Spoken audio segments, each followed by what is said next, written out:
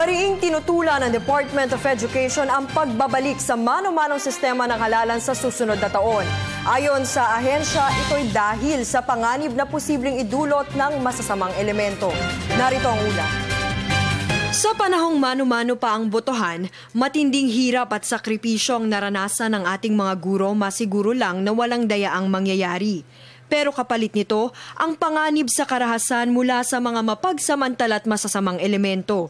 Kung ang Department of Education ang tatanungin, ayaw na nilang bumalik pa sa manual elections. Sana talagang hindi na bumalik sa manual, at kung may nag-iisip na pumunta sa manual, kami, we are registering our verification. Diyan nanganganak kasi yung pressure, violence, at saka lahat ng mga over the past elections na mag-ano na tayo, mag-automated, nawala na yung violence na ganyan eh, no? So, wag naman nating ibalik yung mga guro doon sa ganung kalagayan muli. Nais din ng kagawaran na gawing voluntaryo ang pagsisilbi ng mga guro, bagay na bukas ang COMELEC. Bakit? Kasi kung automated yung elections, we're talking about mga 100,000 precincts, which times 3 would mean mga kailangan tayo ng mga 300,000 na mga public school teachers. Right now, there are over 630,000 public school teachers. So, kumbaga,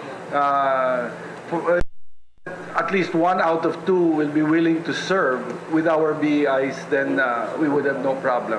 Sakaling maipatupad ito sa 2016, maaaring humalili sa public school teachers ang mga guro mula sa pribadong paaralan. Tinitingnan naman ngayon ng DepEd at COMELEC ang pagtataas ng incentive ng mga magsisilbing guro mula sa 4,000 piso. Bukod pa rito ang pondo para sa indemnification.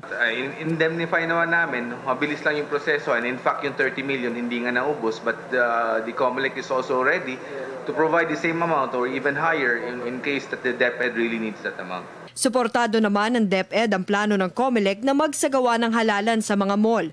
Mas ligtas daw kasi mga guro roon dahil sa mahigpit na seguridad.